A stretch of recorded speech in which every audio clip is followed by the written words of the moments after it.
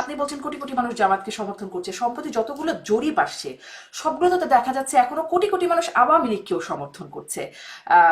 Latest ইনোভেশনের যে জরিপ সেখানে বলছে তারা 18% ভোট পাবে, এবং গেল 6 মাসে বিএনপির ভোট কমেছে, জামাতের ভোট কমেছে, কিন্তু আওয়ামী লীগের ভোট বেড়েছে, জরিপ এরকমটা কথা বলছে। এবং সেখানে আসলে আহ, তাদেরকে ভোটাধিকার থেকে বঞ্চিত করা, যারা আসলে আওয়ামী লীগের সমর্থক, আওয়ামী লীগে ভোট দিতে চায়, সেটি কি তাদের উপর ন্যায় করা হচ্ছে?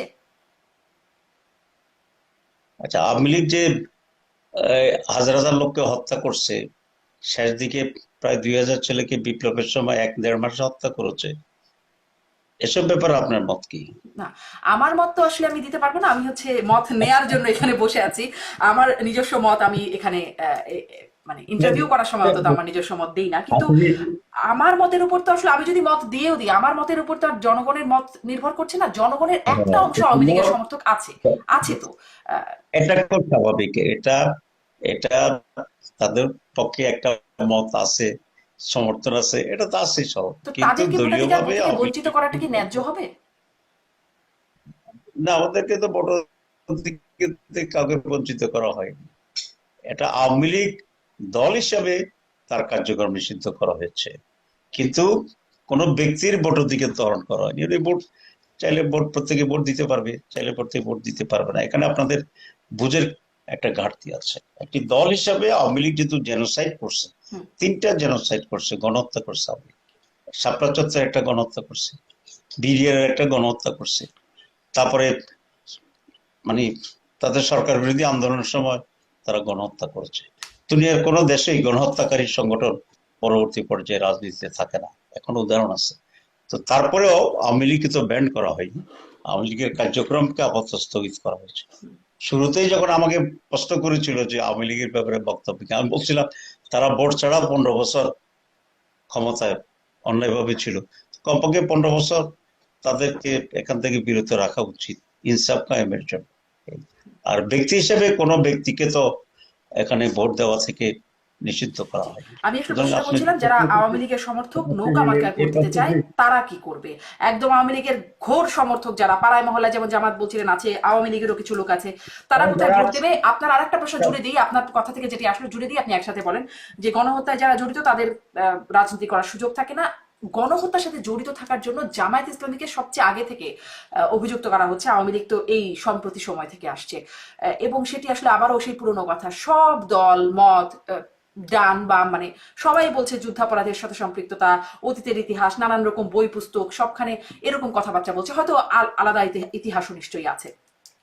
তো সেই দায়টা জি, তো আপনারা নিচ্ছেন না। জি, জি, আপনি যেটা বলেছেন তার সংক্ষেপটা হচ্ছে জামাত কোনো গণহত্যা করে নাই। আর দুই আওয়ামী নম্বর লীগও এখন কথা তাই হচ্ছে, বলছে।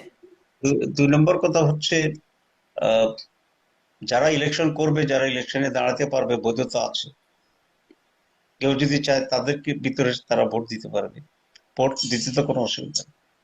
জি। জি, ভোট দিতে সমস্যা নাই, কিন্তু আওয়ামী লীগের মার্কা নিয়ে প্রার্থী হতে সমস্যা। প্রার্থী তো আর হতে পারবে না। মানুষ যারা আসলে ভোট দিতে চায়, ওই যে 18% মানুষ জরিপে যেটি বলছে, যেই জরিপটা একদম প্রধান উপদেষ্টার প্রেস সচিব শফিকুল আলম তিনিও দেখাচ্ছিলেন যে এই সরকারের উপর সমর্থন মানে আস্থা রাখছে, তারা ভোট আয়োজন করতে পারবে 78% মানুষ, সেটি খুব প্রচার করছিলেন। সেই জরিপেই বলছে 18% মানুষ, মানে প্রথম বিএনপি, দ্বিতীয় জামাত, তৃতীয় আওয়ামী লীগ, 18%, 6 কোটির মতো ভোটার আছে।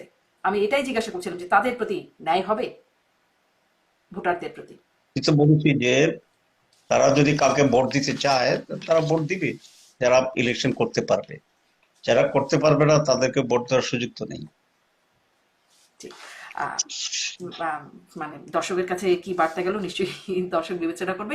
শেষ প্রসঙ্গে আমি একটু জিজ্ঞাসা করি, সম্প্রতি উপদেষ্টা মাহফুজ আলম তিনি বলছেন যে গণ অভ্যুত্থানের পরপরই চোখের সামনে ভাগাভাগি হয়ে গেল, ভাগবাটোয়ারা হয়ে গেল, এবং বিএনপি এবং জামাত এই দুটির নাম উল্লেখ করে তিনি বলছেন যে প্রশাসন, বিশ্ববিদ্যালয়গুলো, ভিসি প্রভিসি এই পদগুলো ভাগাভাগি করে নিয়ে গেল জামাত এবং বিএনপি, এবং তারপর 4 মাস পর থেকে শুরু হলো অসহযোগিতা।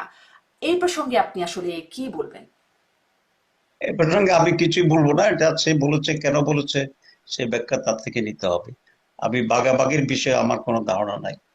একটা সরকারের বিপরীতে গিয়ে অন্যরা ভাগাভাগি কি করে নিতে পারবে, আইনগত কোনো ভিত্তি থাকতে হবে না।